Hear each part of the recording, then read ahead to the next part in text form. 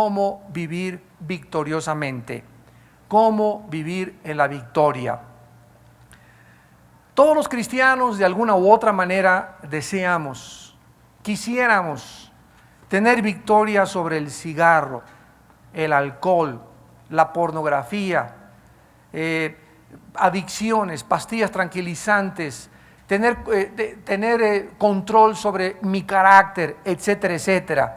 Conquistar todos los obstáculos que tenemos que vencer, porque de otra manera vivir en depresión, vivir desanimado, sintiéndonos continuamente oprimidos y derrotados sin propósito ni significado para vivir, no es realmente lo que Dios quiere y anhela y su propósito para nuestra vida. Cuando consultamos las Escrituras, por ejemplo, 1 Corintios 15, 57 dice: mas gracias sean dadas a Dios que nos da la victoria.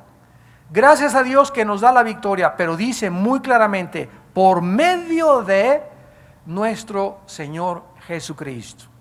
Entonces, yo no puedo enfrentar en mis fuerzas naturales, en mi sabiduría natural, en mis capacidades naturales, en mis habilidades naturales, y creer que yo puedo ser un buen padre, resolver mis problemas con mis hijos, resolver mis problemas en mi trabajo, ser un buen pastor, ser un buen administrador, cómo resolver los problemas con los hijos sin tener la mano tomada de Jesús. Porque Él dijo en Juan 15:4, separados de mí, o sea, suéltate de Jesús, no camines con Jesús, no tomes en cuenta a Dios, y Jesús lo dijo, nada podrán hacer. Entonces, la razón por la cual muchos cristianos no están teniendo la victoria, ni están viendo la prosperidad, el éxito en su vida, su realización, no están contentos, amanecen frustrados, amanecen con irritabilidad, deprimidos, siempre con una paranoia, etcétera, etcétera, es simplemente porque están enfrentando un mundo infestado de demonios, de criaturas invisibles espirituales que desde que nos levantamos están tratando de hacernos la vida imposible. Desde que te levantas están buscando la manera, le voy a meter una zancadilla para que se caiga en la tina. Desde que nos levantamos están tratando ellos de atormentarnos. Y cuando nos levantamos sin Jesús, y cuando en la noche anterior no tuvimos a Jesús, ni tuvimos comunión con Jesús, y nuestra vida está lejos de Jesús, no esperemos poder triunfar en la vida. Los israelitas habían sido derrotados en la guerra y sometidos a la opresión, repito, por este pueblo que pobló Gaza y que ahorita le llaman los palestinos. Quiero decirles que la palabra palestino no está atribuyéndose ni tampoco es el calificativo para ningún grupo de personas, porque son árabes, no son palestinos, son árabes. La palabra palestino la usó Yasser Arafat desde 1962 para darles el nombre a los refugiados que fueron sacados después de la guerra de los 6 días que ganó Israel a más de 6 naciones árabes, y para que esas personas que estaban habitando en la tierra de Israel se les pudiera considerar como aparte de los árabes, para que los árabes no los cobijaran, y se les dio el nombre de los palestinos. ¿Por qué? Porque la palabra Palestina desde Roma fue dada por un emperador romano porque su esposa se llamaba Palesta. Y entonces de ahí viene la palabra Palestina, y los cristianos no debemos usar la palabra Palestina, el nombre es Israel. No es la tierra de la Palestina, es la tierra de Israel. Los israelitas fueron sometidos por los filisteos y se sintieron derrotados, deprimidos y totalmente desanimados. Para que podamos entender, en 1 Samuel 7, dice en el versículo 1, vinieron los de Kiriat Jearim y llevaron el arca de Jehová y la pusieron en casa de Abinadab, situada en el collado, y santificaron a Eleazar su hijo para que guardase el arca de Jehová. Desde el día que llegó el arca, desde el día que llegó la presencia de Dios a Kiriat Jearim, pasaron muchos días, o sea, estos muchos días son 20 años. 20 años, y toda la casa de Israel lamentaba en pos de Jehová. El arca primero Dios habitó con Adán y Eva en el jardín del Edén. Pecaron, y ¿qué pasó con la presencia de Dios? Subió al cielo y pasaron muchos años aquí abajo en la tierra sin que Dios morara abajo en medio de nosotros. Y todo este tiempo en el que Dios no habitó en medio de los hombres fue hasta el monte Sinaí, cuando Dios en el monte Sinaí les da las tablas de la ley, los constituye como su pueblo, ese grupo de personas, y les ordena construir un tabernáculo para Dios bajar y habitar en el tabernáculo, con el propósito de que aprendamos que Dios anhela habitar dentro, en medio de nosotros. Dios quiere habitar en medio de nosotros. Fuimos creados no para conocer el Popocatépetl o para conocer París y Roma, y está bien que vayamos a Inglaterra, etcétera, etcétera. La razón principal de nuestra existencia, amados santos, es que conozcamos a Dios. Esta es la razón principal por la cual tú y yo seguimos en esta mañana amanecidos, como decían en mi tierra, y vivitos y coleando. Que conozcamos a Dios, que cada día aprendamos algo más de su carácter.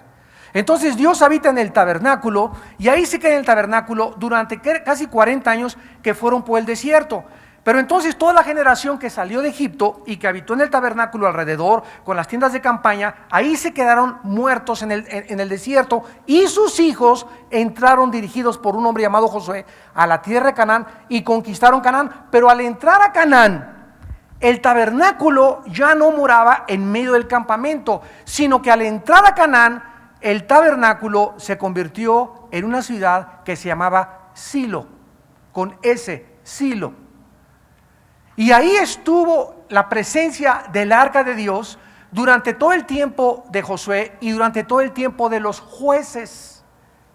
Y cuando comenzamos a llegar a estudiar el primer libro de Samuel, nos damos cuenta que los judíos entraron a la guerra y creyeron que el arca era mágica. Ya lo vimos hace 3 o 4 conferencias. Se volvieron supersticiosos y creyeron que si sacaban de Silo, de la ciudad de Silo, el arca, y la traían a la guerra, y iban a la guerra con ella, como fue Josué contra las murallas de Jericó, iban a ganar. Y cuando sacaron el arca de Silo y la transportaron en una carroza, y vemos que vino las plagas de Dios, que ya lo estudiamos, y comenzaron a darse cuenta que el arca no era mágica y que no era el arca, la cajita, sino la presencia de Dios, entonces los filisteos, por primera vez en la historia, secuestran el arca y se la llevan los filisteos. Y se acuerdan de todas las plagas que los filisteos comenzaron a experimentar por tener el arca, y se convirtió en una maldición en lugar de una bendición.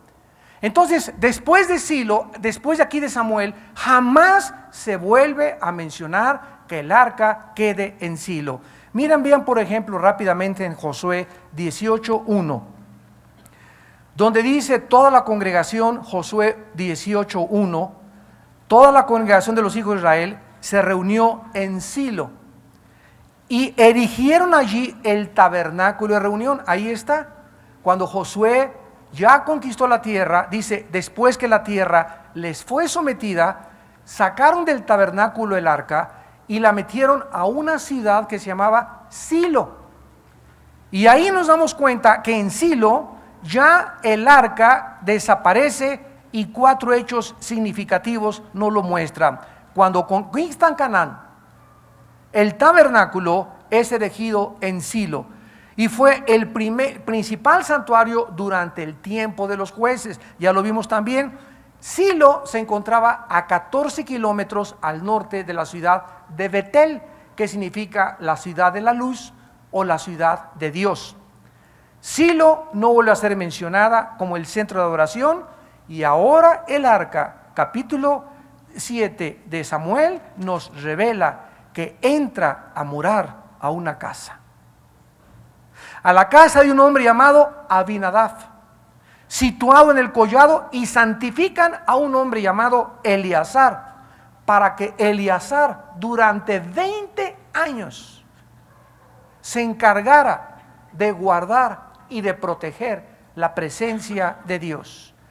El libro de Salmos y Jeremías mencionan precisamente esta destrucción de Silo y de cómo la presencia de Dios se va de Silo y desaparece en el tiempo de Samuel. Dice el Salmo 78, versículo 60, dejó por tanto el tabernáculo de Silo, la tienda en que habitó entre los hombres. Y en Jeremías capítulo 7 de Jeremías, versículos 12 al 14, Jeremías 7, del 12 al 14, miren ustedes lo que el profeta habla cientos de siglos después. Andad ahora a mi lugar en Silo, les desafía Jeremías, donde hice morar mi nombre al principio, y ved lo que le hice por la maldad de mi pueblo Israel. Ahora pues, por cuanto vosotros habéis hecho todas estas obras, dice Jehová, y aunque os hablé desde temprano y sin cesar, no oísteis ni os llamé y no respondisteis, haré también a esta casa sobre la cual es invocado mi nombre, en la que vosotros confiáis, y a este lugar que di a vosotros y a vuestros padres, como hice a Silo. ¿Qué les dice Dios en tiempos de Jeremías al pueblo? Ustedes se confiaron que porque yo tengo el bautismo del Espíritu Santo y hablo en lenguas, porque aquí en la iglesia, todas las iglesias cristianas, está la presencia de Dios. No es cierto, no es cierto, no es cierto, no es cierto. Tú puedes perder la presencia de Dios y yo la puedo perder también. Una iglesia puede perder la presencia de Dios cuando la iglesia ya no honra la palabra de Dios y cuando la iglesia ya no es adorado, ni hay adoración legítima en espíritu y en verdad al Dios eterno, al Altísimo, al Omnipotente. Tu casa y mi casa podemos perder. En mi casa yo puedo perder la presencia de Dios cuando comienzo a meter a mi casa pornografía, cuando comienzo a meter a mi casa cosas y revistas que a uno le agradan, cuando en mi casa no es honrado Jesucristo. No puedo yo decir, venga, llore por mi casa, pastor, eche el aceitito al refrigerador, eche el aceite a la cama para que se vayan los demonios. Mis hijos tienen pesadillas y está pasando esto y nos quisieron secuestrar y se metieron a la casa, etcétera, etcétera. El ángel de Jehová acampa, Salmo 34, junto con los que le temen y los protege. El que habita al abrigo del Altísimo, Salmo 91, el que está debajo del árbol no se moja, el que habita debajo de la sombra de Dios vivirá protegido por Dios. Dios quiere que nosotros entendamos que Israel perdió la presencia de Dios. Y cuando Israel perdió la presencia de Dios durante 20 años, y estamos en este momento histórico, Samuel 7, desde el día versículo 2, que llegó el arca a Kiriam Jearim, pasaron muchos días, 20 años, y la casa de Israel lamentaba en pos de Jehová. Sin embargo, aparte de que parece que el arca, ¿verdad? El arca desapareció. Y ahorita andan ahí, ¿que dónde está el arca? Y el arca parece que está escondida debajo de la mezquita de Omar, que está ahorita en Medio Oriente. Y van a descubrir el arca, y otra vez creen que el arca es mágica. Y que si descubren el arca es como si descubrieran una astillita de la cruz de Cristo. Como hace mucho me dijo una tía mía, mira Armando, yo tengo una astillita de la cruz de Cristo que compré en Jerusalén y la tengo guardada en esta cajita y con ella me persino día y noche.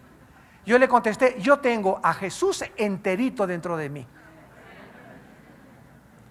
La gente tiene la tendencia a adorar reliquias y adorar objetos. Y este pañuelito está ungido para que te lo pongas debajo, te dicen en la secta, para de sufrir, y para que se te quiten los dolores de cabeza si me das los títulos de propiedad de tu casa. Y así comenzamos a darnos cuenta cómo se comienza a abaratar el evangelio y a convertir en el evangelio, a mezclarlo con la brujería. Esto se llama sincretismo.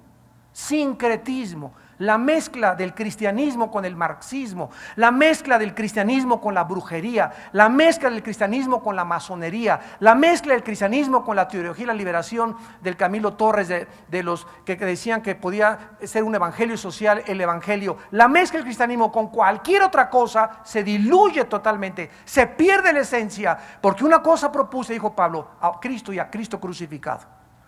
Nuestro mensaje es la cruz. No es la cruz más otras cosas.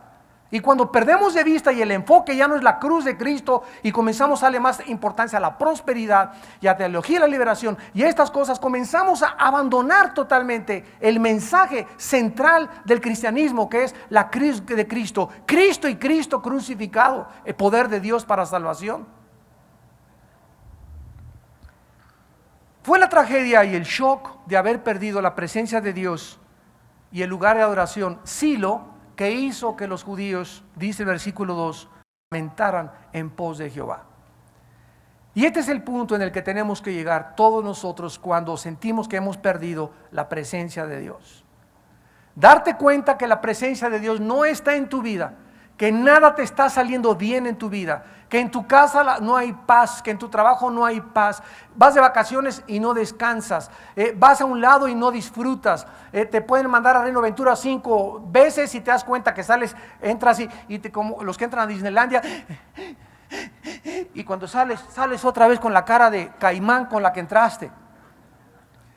Y nos damos cuenta que no hay nada en la vida, ni que tu esposa esté a gusto, ni que hayas conocido las pirámides de Teotihuacán, ni que hayas ido a Reino Aventura, ni el negocio. No hay nada en la vida que nos pueda dar satisfacción más que la presencia del Señor. Y eso es lo que tenemos que anhelar con una pasión, ¿verdad?, profunda en nuestra alma. Señor, solo quiero que tu presencia esté conmigo, como le dijo Moisés. No me importa si la gente me hace carefuchi, no me importa si no me acepta, no me importa si me critica, no me importa nada en la vida. Mientras tu presencia, Señor, esté en mi vida, podré soportar seguir viviendo. Podré seguir viviendo para ti. Y esa es la presencia que es la que nos da la victoria en todas las cosas. Veamos pues a continuación que el renovado interés del pueblo, de que anhelaban esta presencia, hizo que Samuel les predicara un mensaje durante todos estos 20 años.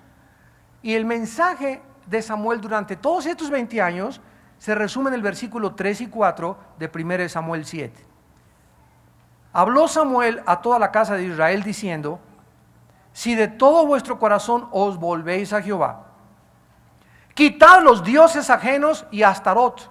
En otras palabras, en otras partes se traduce Astoret, es lo mismo, Astarot o Astoret. Si quitan a los dioses y Astorot de entre vosotros y preparan vuestro corazón a Jehová, y solo a Él los sirven, los librará de la mano de los filisteos. Entonces los hijos de Israel quitaron a los Baales y a Astarot y sirvieron solo a Jehová. Samuel les desafía durante todos estos 20 años a que se arrepientan y a que quiten sus ídolos falsos, que eran Baal y Astoret o Astarot. En Primera de Tesalonicenses capítulo 1 en el Nuevo Testamento, Primera de Tesalonicenses 1 versículo 9, el apóstol Pablo nos da un ejemplo de esto con la iglesia de Tesalónica. Y les dice: porque ellos mismos cuentan de nosotros la manera en que nos recibieron y cómo os convertisteis de los ídolos a Dios para servir al Dios vivo y verdadero. ¿Qué es el cristianismo? Es una vida donde estuvimos adorando a los dioses de los cananitas, a los dioses del mundo. La palabra Baal significa amo, esposo, señor o poseedor. La palabra Baal significa amo, esposo, señor o poseedor. Y Astarot era la diosa del sexo, de la fertilidad. Y Dios les dijo: cuando entren a Canaán, no vayan a mezclarse ni a adorar las cosas que el mundo adora. Y cuando Dios nos llama a nosotros a ser cristianos, nos dice: cuidado, porque tus amigos, tus cuñados, tus tíos, tu compadre están adorando otros dioses, y la diosa que adora actualmente el mundo es la diosa del sexo. Y actualmente es la diosa del sexo y el dios del dinero. Los dos dioses actualmente del siglo XXI, el Baal, y la gente está enfocada en el dinero y creen que si salen de pobres van a ser felices, y que si se reparten las riquezas del mundo se resuelven los problemas económicos del mundo y los problemas de la felicidad y los problemas éticos y morales. Y todavía las naciones y los economistas y los políticos y los estadistas siguen creyendo que el problema es la pobreza del mundo. Y se enseña, ¿verdad?, que es el dinero, el Dios. Mi hijo, tienes que hacer dinero, tienes que ser ingeniero para hacer dinero, tienes que ser cantante para hacer dinero y sacarnos a todos de pobres. Y el Dios y la esperanza y la confianza del mundo es el dinero y la diosa del sexo. Y se ha hecho del sexo un Dios en el mundo que vivimos. Hasta para anunciar una pastilla de jabón, ahí está una muchacha en bikini. Yo le enseñé a mi esposa ayer una revista que viene en un periódico muy famoso en México, donde ahora la moda en las montañas rusas es que las niñas se quiten el brasier. Esa es la moda ahora.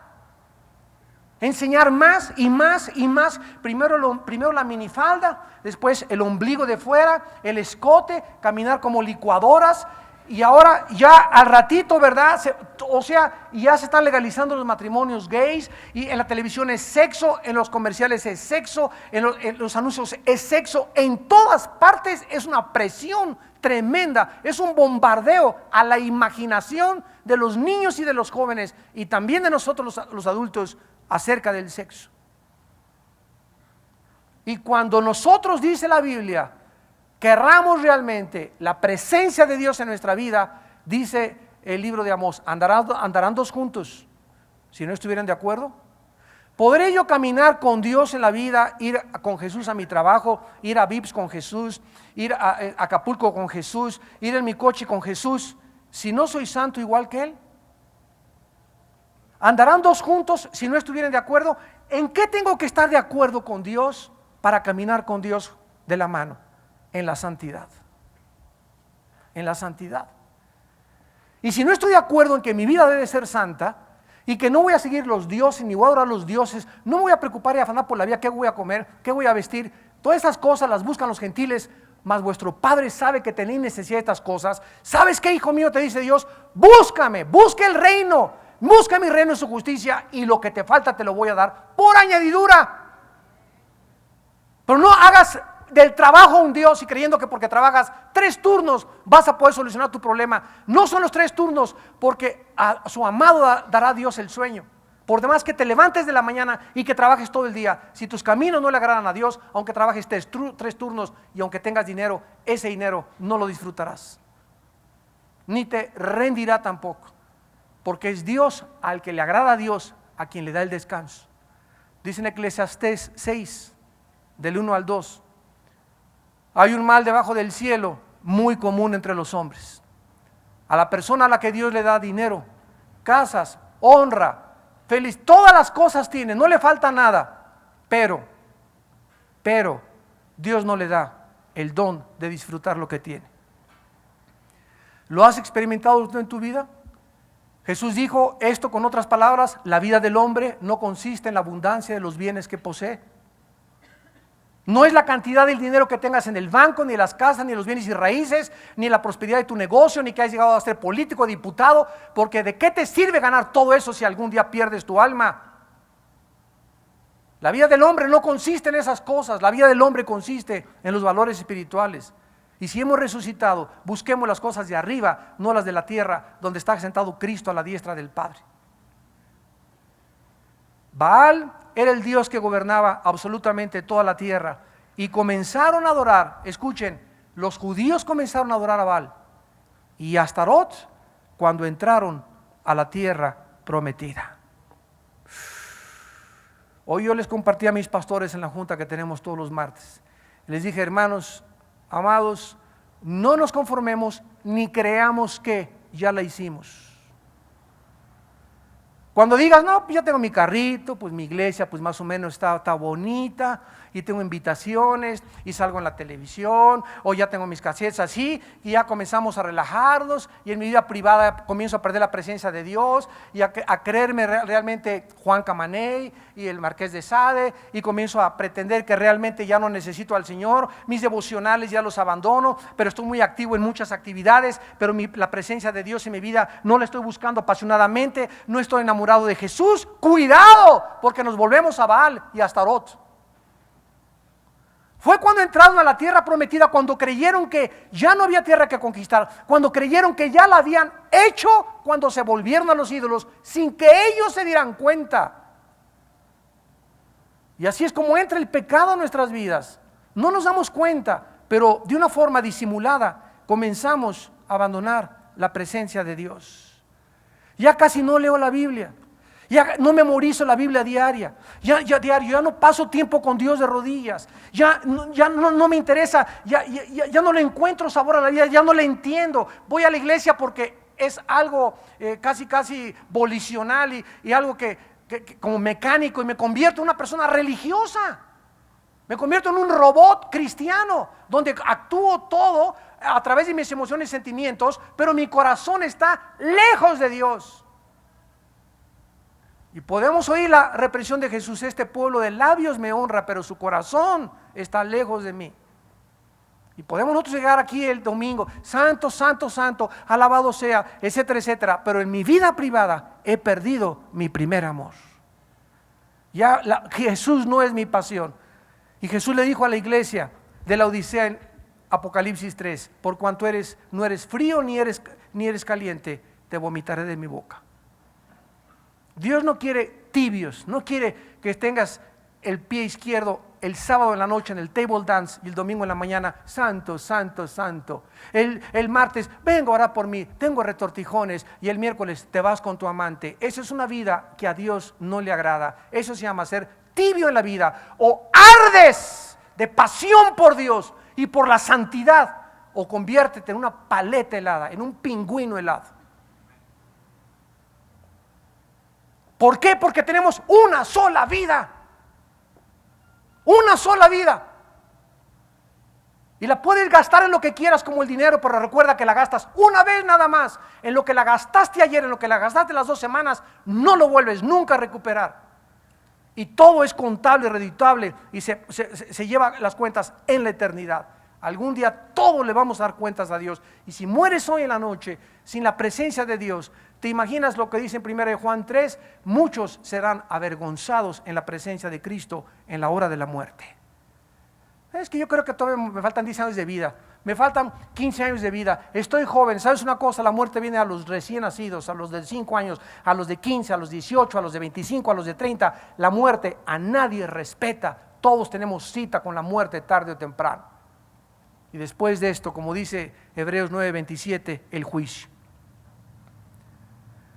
En Jueces capítulo 2 dice la Biblia que los judíos, al entrar a Canaán, después de la conquista, comenzaron a adorar a estos dioses falsos. Dice Jueces 2, versículo 13: y dejaron a Jehová y adoraron a Baal y a Astarot.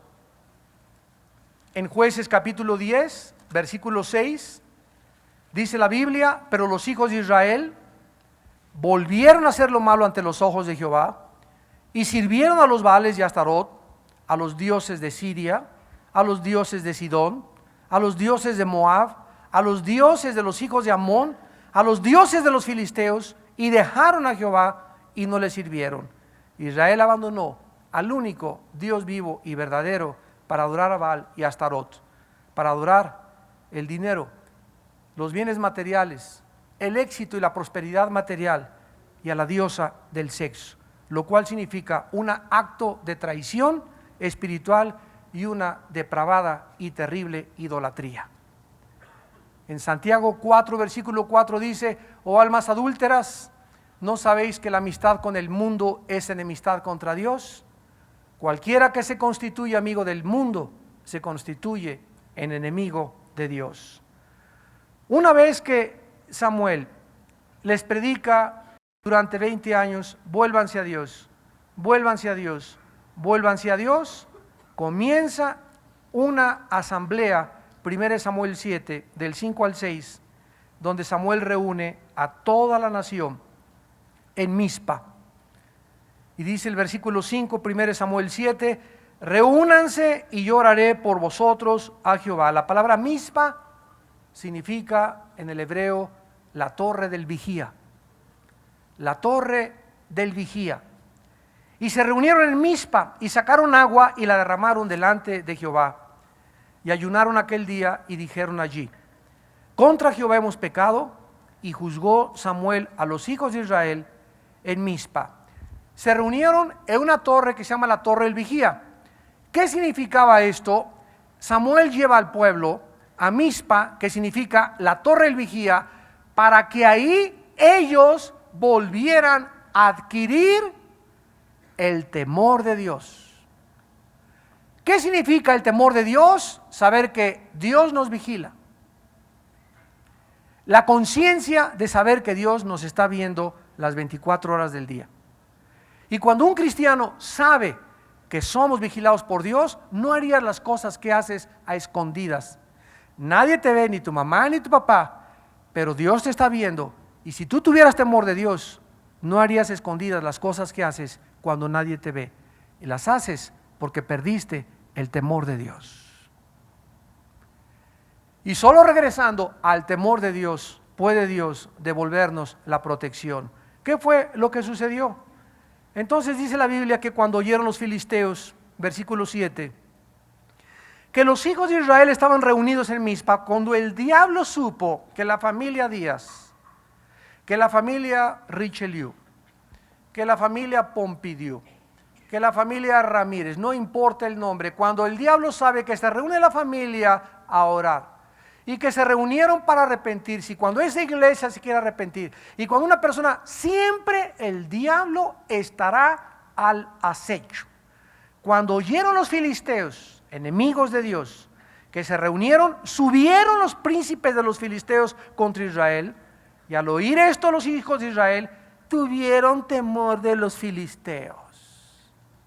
Y el temor es el arma más indómita de Satanás.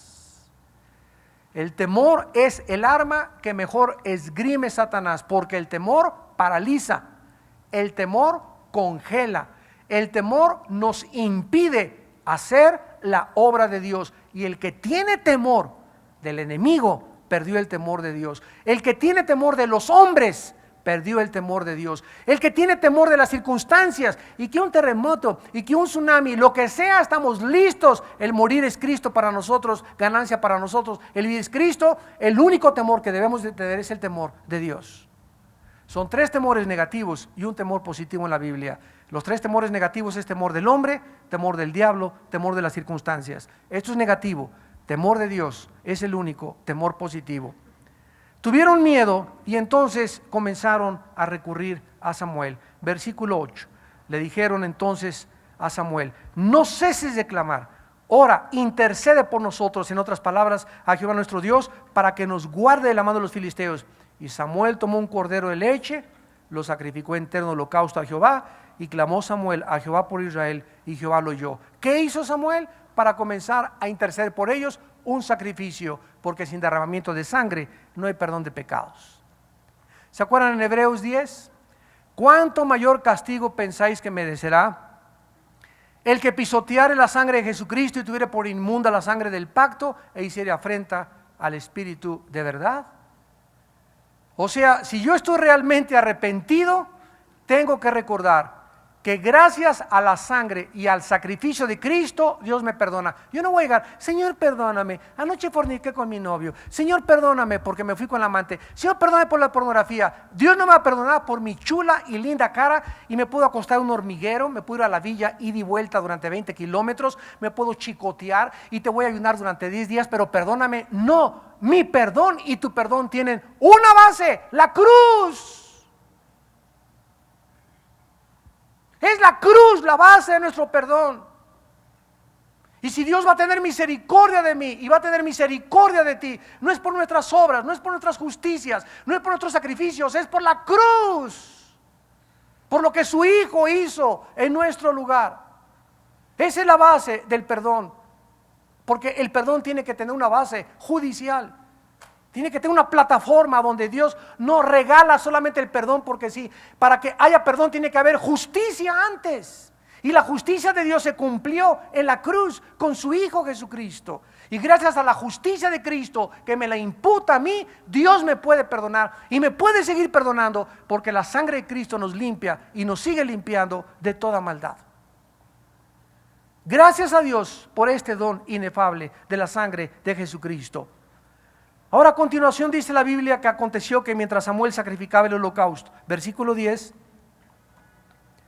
se viene el diablo con todo lo que tiene contra ellos. Mas Jehová tronó aquel día con gran estruendo sobre los filisteos y los atemorizó, y fueron vencidos delante de Israel. Y saliendo los hijos de Israel de Mizpa, siguieron a los filisteos, hiriéndolos hasta abajo de Bet-car. Tomó luego Samuel una piedra y la puso entre Mizpa y Sen, y le puso por nombre Ebenezer, diciendo qué es lo que significa Ebenezer: hasta aquí nos ayudó Jehová. Así fueron sometidos los filisteos y no volvieron más a entrar en el territorio de Israel. Y la mano de Jehová estuvo contra los filisteos todos los días de Samuel. ¿Cuál es la lección que aprendemos?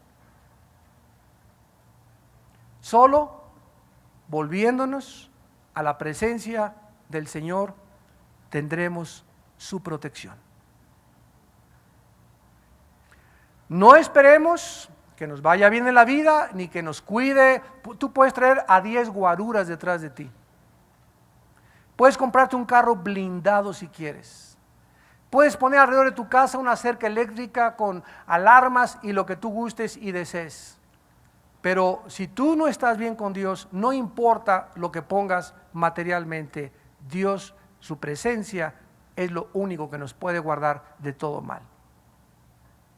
Dice en el Salmo 91: a sus ángeles mandará para que nuestro pie no tropiece en piedra.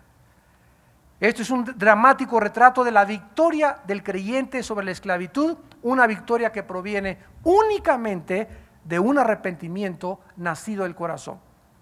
Volverme a Dios con todo mi corazón y dejar al Dios Baal y a la diosa Astoret y decirle: Padre, a ti, solamente a ti te quiero servir. Mientras no tengamos esta actitud de volvernos a Dios y servirle solamente a Él, hagamos lo que hagamos en la vida, nunca tendremos la protección de Dios en nuestra vida. En el momento que ellos hicieron eso, el pánico se apoderó de los filisteos. Los filisteos dejaron de perseguirlos y los judíos comenzaron a ver de qué forma la victoria fue importante. Dice el versículo 13 y 14: así fueron sometidos los filisteos, no volvieron a entrar a Israel. La mano de Jehová estuvo contra los filisteos todos los días de Samuel, y fueron restituidas a los ojos de Israel las ciudades que los filisteos les habían quitado o tomado, desde Crón hasta Gat. E Israel libró su territorio de mano de los filisteos, y hubo paz entre Israel y el amorreo. Vemos nosotros que 3 eventos importantes son logrados con el arrepentimiento de Israel. En primer lugar, es roto el poder del ejército filisteo durante el liderazgo de Samuel. Dios es el único que puede romper el poder del diablo sobre tu vida, sobre tu matrimonio, sobre tu familia, sobre tu iglesia. Solo Dios y la sangre de Cristo.